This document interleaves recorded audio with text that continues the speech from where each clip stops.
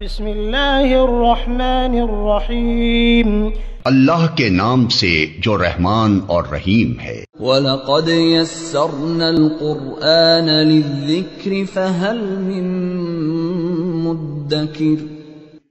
ہم نے اس قرآن کو نصیحت کے لیے آسان ذریعہ بنا دیا ہے، پھر کیا ہے کوئی نصیحت قبول کرنے والا؟ اعوذ باللہ من الشیطان الرجیم، بسم اللہ الرحمن الرحیم، وما جعلنا لبشر من قبلك الخلد افإن مت فهم الخالدون كل نفس ذائقة الموت ونبلوكم بالشر والخير فتنة وإلينا ترجعون وَإِذَا رَآكَ الَّذِينَ كَفَرُوا إِن يَتَّخِذُونَكَ إِلَّا هُزُوًا أَهَذَا الَّذِي يَذْكُرُ آلِهَتَكُمْ وَهُمْ بِذِكْرِ الرَّحْمَنِ هُمْ كَافِرُونَ۔ یہ سورۃ الانبیاء کی آیت نمبر 34 ہے۔ اس سے پہلے سورۃ الانبیاء کی ابتدا میں اللہ تبارک و تعالی نے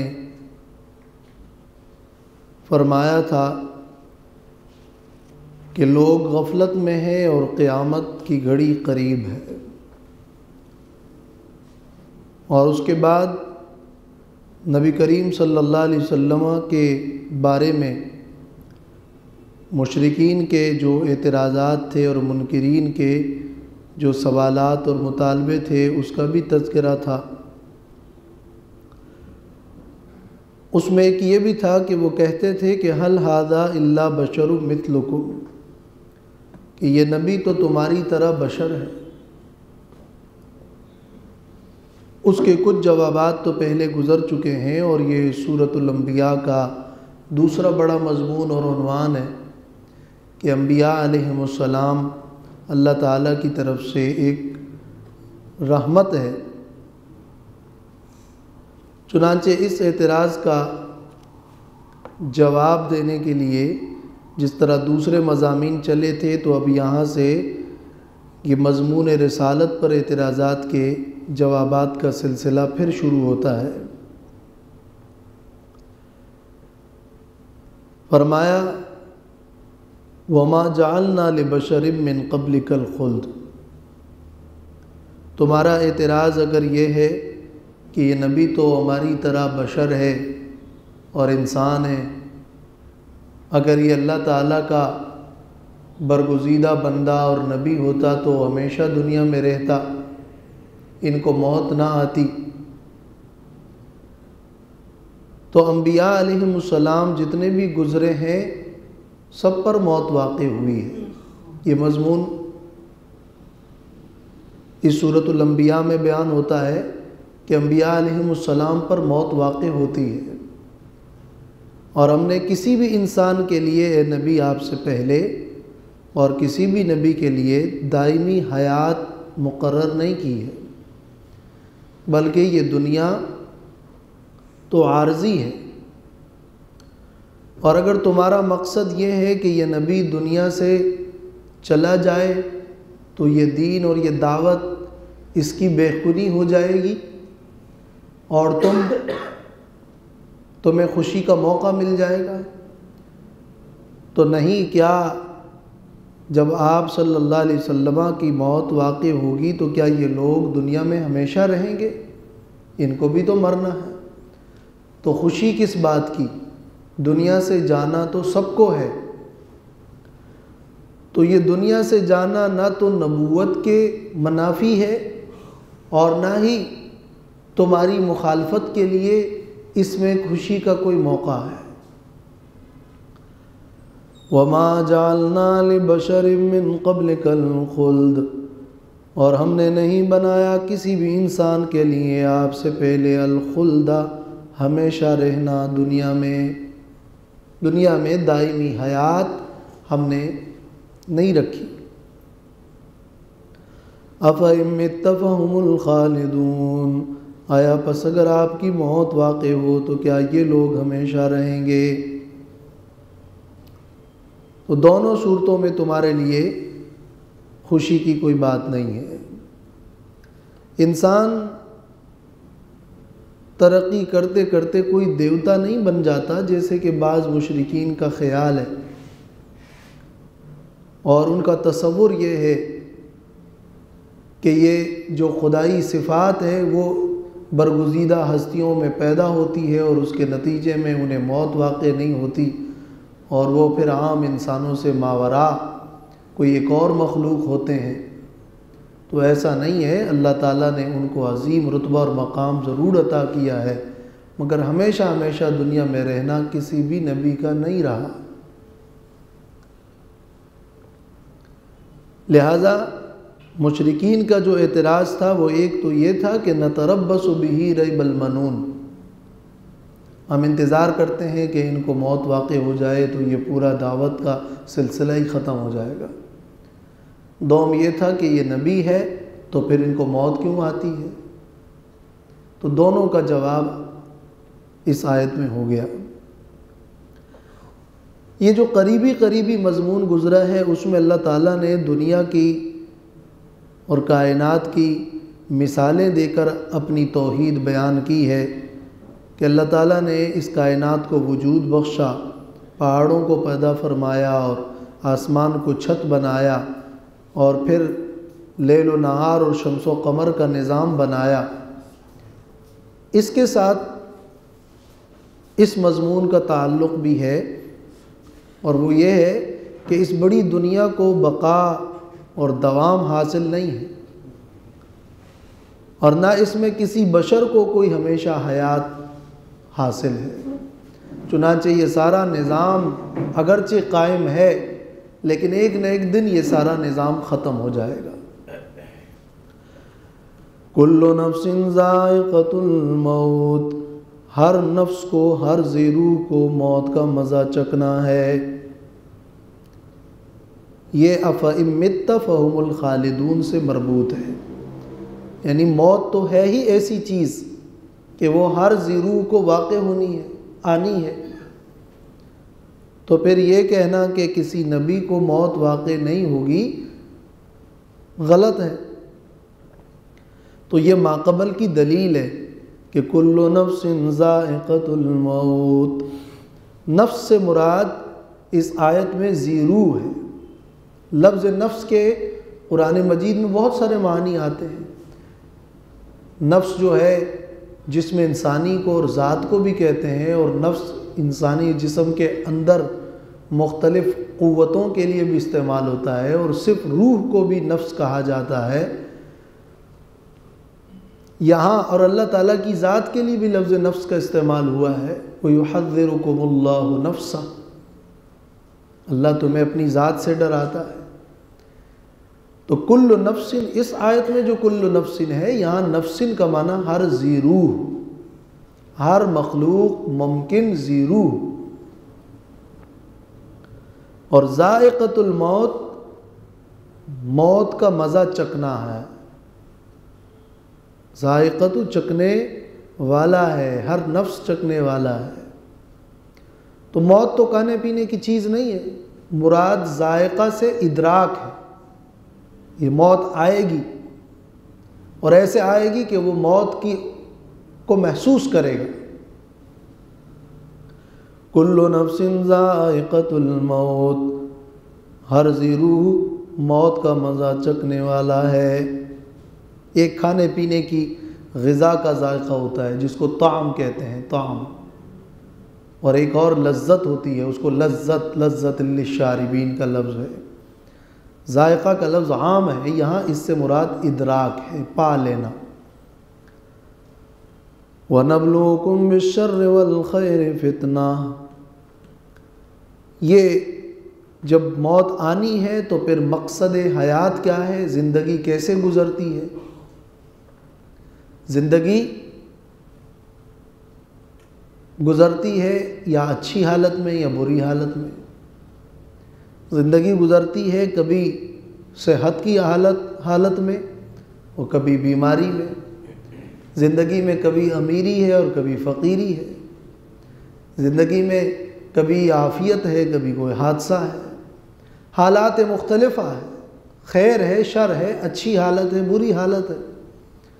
تو یہ جو زندگی گزر رہی ہے اس کا مقصد بیان ہو رہا ہے، تو ما قبل سے مربوط ہے یہ جملہ۔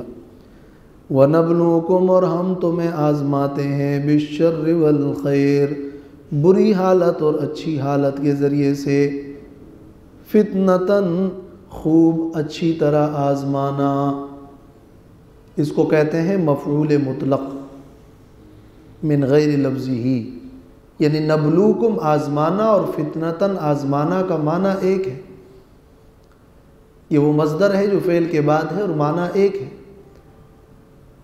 تو یہ مزید تاکید کے لیے بتایا جا رہا ہے کہ دنیا میں خیر و شر کا یہ نظام کسی کی عند اللہ مقبولیت کا ذریعہ نہیں ہے، یہ اللہ کی طرف سے ایک آزمائش ہے۔ کون تکلیف میں صبر کرتا ہے اور کون خوشی میں شکر کرتا ہے؟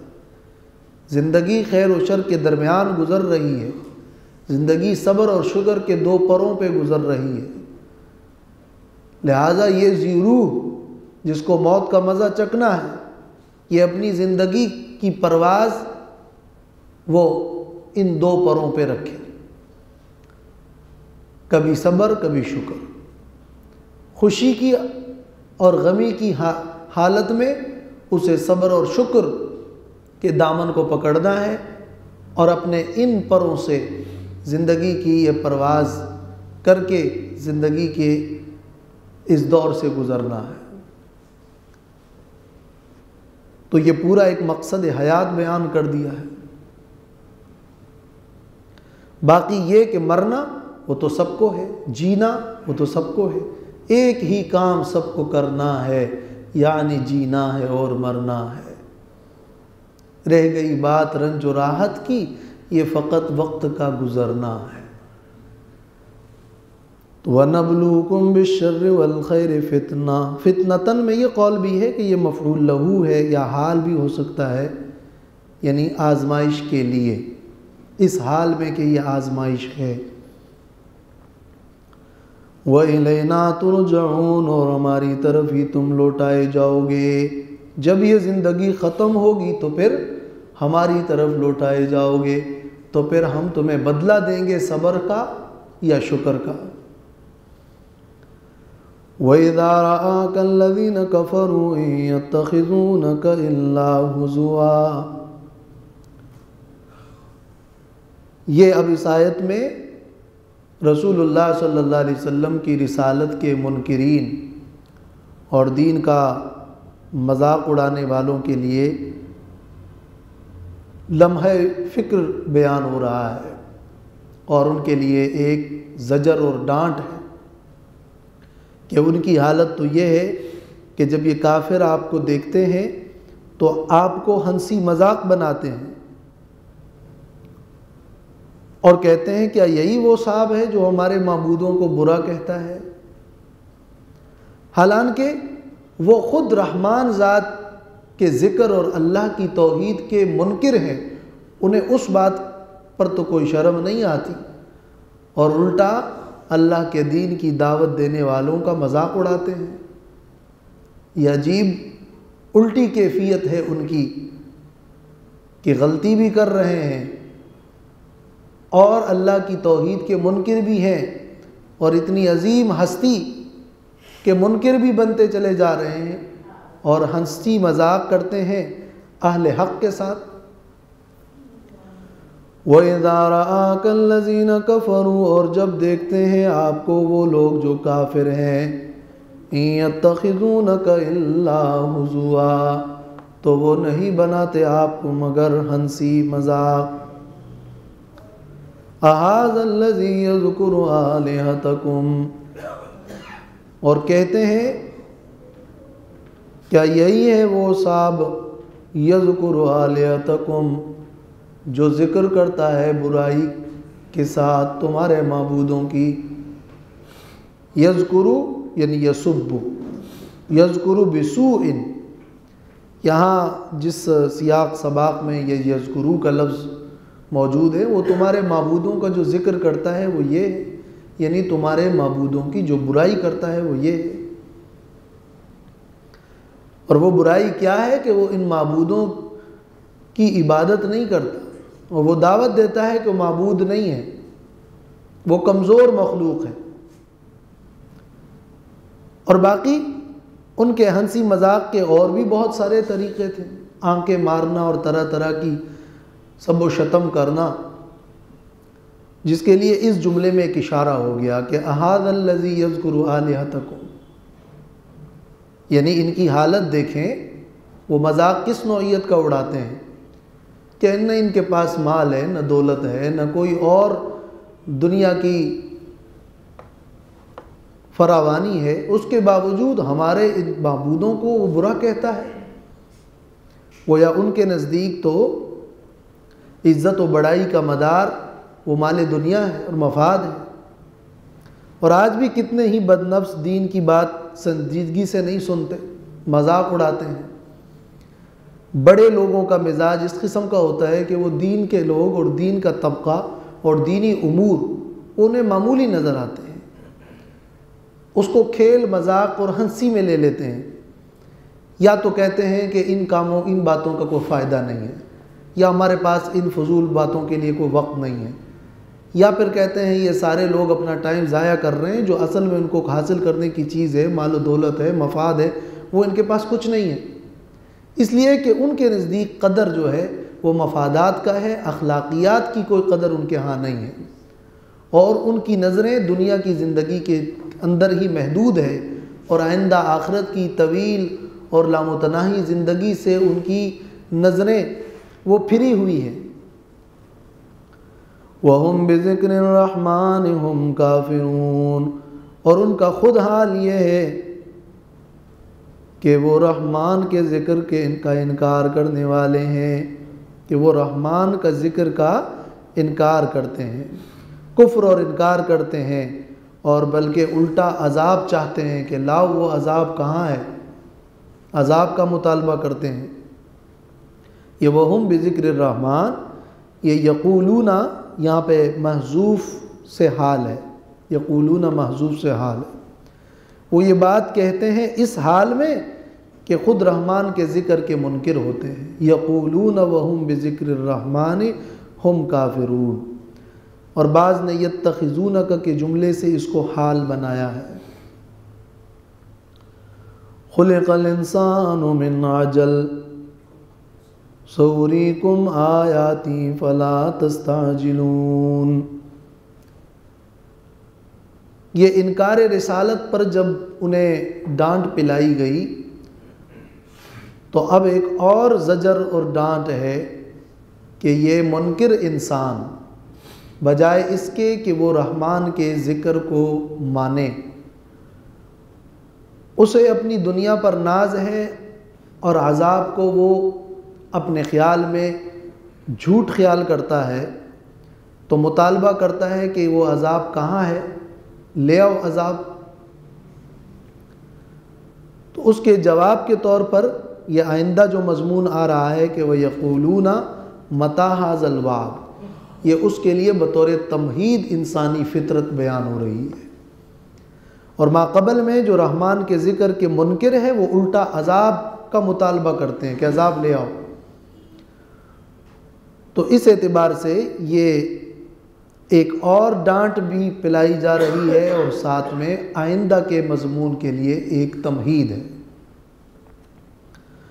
فرمایا خلق الانسان من عجل، پیدا کیا گیا ہے انسان من عجل، جلد بازی سے، عجل، اور یہ اصل میں ایک مجاز ہے، یعنی انسان جلدی کرتا ہے اور اتنا جلد باز ہے، اتنا جلد باز ہے، گویا کہ وہ جلد بازی سے پیدا ہوا ہے، گویا کہ وہ جلد بازی سے بنا ہے، تو مبالغہ ہے۔ امام ابن جوزی نے زاد المسیر میں لکھا ہے کہ عرب کے لوگ اس شخص کو جو زیادہ کھیلتا ہے اس کے بارے میں کہتے ہیں کہ خلقت من لعب، تم تو کھیل سے بنے ہو اور کھیل کے پیدا کیے گئے ہو. تو یریدون المبالغہ، ان کا ارادہ مبالغہ ہوتا ہے. تم اتنے کھلاڑی ہو کہ بس کھیل سے ہی بنے ہو، تم اتنے عقل مند ہو کہ عقل سے ہی بنے ہو، تم اتنے عدل والے ہو کہ عدل سے ہی بنے ہو، تم اتنے جلد باز ہو کہ گویا عجل اور جلدی سے ہی تم بنے ہو. تو یہ مبالغہ ہے. اس لیے کہ ایک اور آیت ہے جس میں اللہ تعالیٰ نے فرمایا کہ وَكَانَ الْإِنسَانُ عَجُولًا، انسان عجولہ ہے، انسان جلد باز ہے. تو جو اس آیت کا معنی ہے وہ اس آیت کا معنی ہے. یہاں ایک اور مبالغے کے انداز میں اور مجاز کے انداز میں بیان فرمایا کہ خلق الانسان من عجل. ہر چیز کا جلدی نتیجہ چاہتا ہے. جی وہ تو پہلے تو ہم جملے کو حل کر رہے ہیں. تو خلق الانسان من عجل کی جو ترکیب ہے، یہ ہم اس ترکیب پہ بحث کر رہے ہیں کہ ترکیب اس کی ایک یہ ہے کہ یعنی جلد بازی سے پیدا ہے، یہ مجاز ہے. دوسرا یا ترکیب اس انداز میں ہے کہ ابن قتیبہ سے منقول ہے اور اس کو بھی امام ابن جوزی نے زاد المسیر میں نقل کیا ہے کہ یہ اصل میں عبارت کے اندر تقدیم اور تاخیر ہے. یعنی خلق الانسان من عجل، یہ اصل میں یوں ہے کہ خلقت العجلۃ فی الانسان، کہ عجلت انسان میں پیدا ہوئی ہے. لیکن یہ عرب میں بعض اوقات الفاظ میں تقدیم و تاخیر ہو جاتی ہے، تو یہ ایک طرح تقدیم و تاخیر ہے. یہ تو مجہول معنی ہے اور زیادہ فٹ معنی ہے اور دوسری آیت کے مطابق بھی ہے. ورنہ اس آیت کی توجیہ میں یہ حقیقی معنی میں بھی یہ معنی لیا گیا ہے، اور یہ آثار میں اور اقوال تفاسیر میں بہت سارے مروی ہے کہ انسان واقعی جلد بازی سے پیدا کیا گیا ہے. اور وہ کیسے؟ وہ ایسے کہ جب اللہ نے آدم علیہ السلام کو پیدا فرمایا اور اس کے جسم کے اوپر والے حصے میں روح ڈال دی، تو آدم علیہ السلام میں جب روح آئی اور انہوں نے دیکھا تو اس وقت سورج وہ غروب ہونے کے قریب تھا. تو آدم علیہ السلام نے دعا کی کہ مجھ میں جلدی سے یہ روح ڈال دی جائے تاکہ میں باقی پورا کمپلیٹ ہوں شام تک، اور سورج غروب ہونے سے پہلے پہلے پورا ہو جاؤں. تو اس طرح پیدا کیا گیا انسان جلد بازی سے. یہ معنی بھی مروی ہے. یہ بھی کہ جلد بازی یہ ہوتی ہے کہ ایک کام فوری ہو جائے، تو پیدا کیا گیا ہے انسان کو جلد بازی سے. معنی یہ کہ اللہ نے اپنی کن فیکونی طاقت سے انسان کو پیدا فرمایا کہ بس انسان بنایا گیا اور اس میں بس روح ڈال دی اور وہ پیدا ہوا. وہ جو فطری ترتیب ہے کہ پہلے نطفہ اور اس کے بعد گوشت کا ٹکڑا اور پھر خون کا اور پھر اس کے بعد ہڈیاں اور اس پہ گوشت، یہ جو ترتیب ہے عام ترتیب انسانی کی، اس کے برخلاف اللہ نے آدم علیہ السلام کو پیدا فرمایا اپنی کن فیکونی طاقت سے کہ فرمایا کن تو فیکون ہو گیا. تو خلق الانسان من عجل. یہ معنی بھی ہوا ہے کہ ایک قبیلہ ہے قبیلہ حمیر، ان کی زبان میں عرب میں عجل وہ کہتے ہیں طین کو، مٹی کو. اور اس کے لیے پھر قرطبی میں اور تفسیروں میں اشعار ہے کہ وَالنَّخْلُ مَنْبِتُهُ فِي الْمَاءِ وَالْعَجَلِ، کھجور کے درخت کے لیے اگنے کی جگہ پانی اور مٹی میں ہے. تو فی الماء والعجل یعنی فی الماء والطین. تو خلق الانسان من عجل، پیدا کیا گیا ہے انسان مٹی سے. تو ان تمام اقوال سے ہٹ کر اکثر مفسرین کا اور دوسری آیات کے ساتھ زیادہ مطابق معنی جو یہاں ہے وہ یہ ہے کہ خلق الانسان من عجل، پیدا کیا گیا ہے انسان جلد بازی سے. اور مراد مبالغہ ہے، یعنی انسان جلد باز ہے. انسانی فطرت کے اندر عجل اور جلد بازی رکھی گئی ہے. اب یہ کہ عجلت کیا ہے، جلد بازی کیا ہے، اور یہاں پر اس سیاق سباق میں اس کا ذکر ہو رہا ہے کہ عذاب جلدی مت طلب کرو. سوریکم آیاتی، میں دکھاؤں گا تم کو اپنی نشانیاں.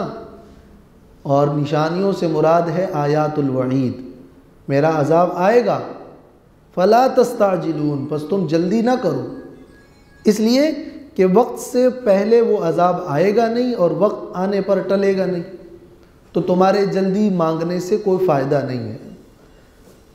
بس میرا جو فیصلہ ہے وہ اپنے وقت پر آنے والا ہے، اور سأریکم، میں ضرور وہ تمہیں اپنے وقت آنے پر وقت پر ہی دکھاؤں گا۔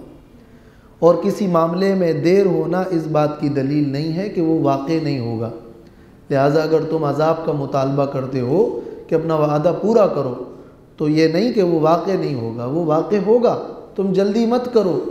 اللہ تعالیٰ حلیم ہے اور اللہ تعالیٰ کے کاموں میں تدریج ہے، اور اس کے لیے ہر کام کے لیے ایک وقت ہے، تو اپنے وقت پر ہی وہ ہو کر رہے گا۔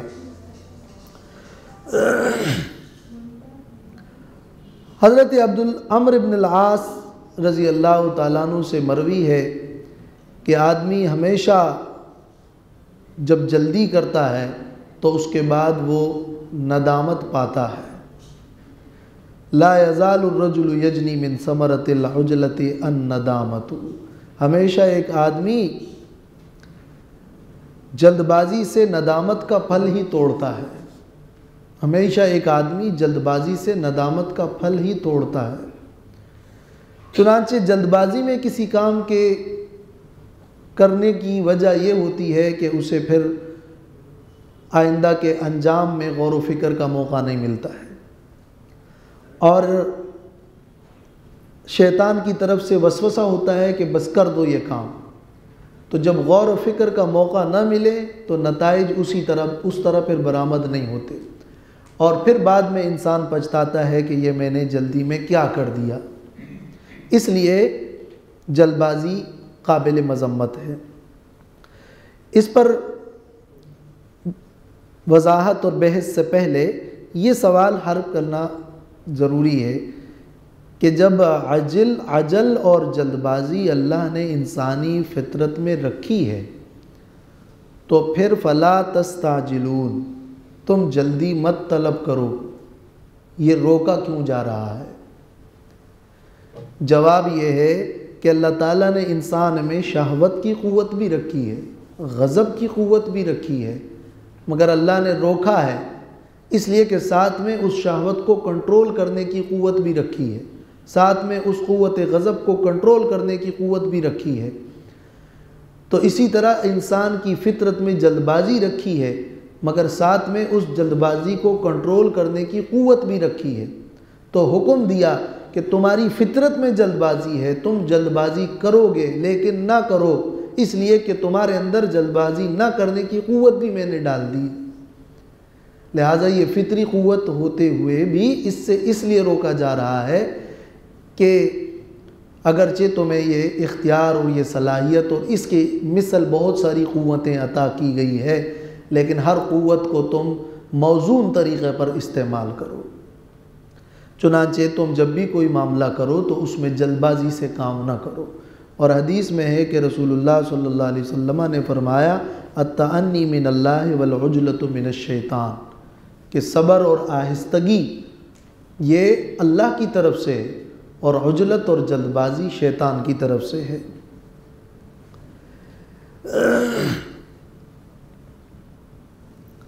اسی طرح یہاں ایک سوال اور بھی ہے، وہ بھی حل کریں کہ کفار جو عذاب کے طلب کرنے میں جلدی کرتے تھے تو وہ اصل میں جلدی نہیں کرتے تھے، بلکہ وہ تو درحقیقت عذاب کے آنے کو سچ ہی نہیں مانتے تھے۔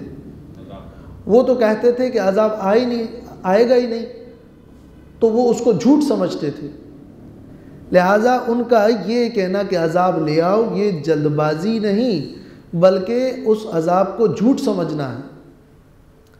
تو پھر انہیں جلد بازی سے کیوں روکا جا رہا ہے کہ فلا تستعجلون؟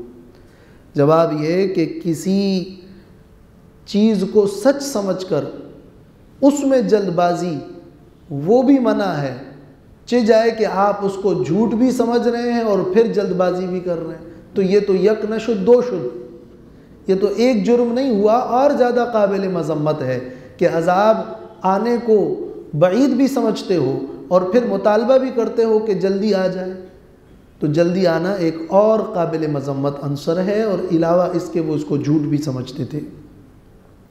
انسان کی جو اکثر تشویشات ہے وہ جلد بازی سے پیدا ہوتی ہے، لیکن جلد بازی اصل میں یہ جو عجلت کا لفظ ہے یہ قابل مذمت کس وقت ہے، اور عجلت کی اصل میں تعریف کیا ہے؟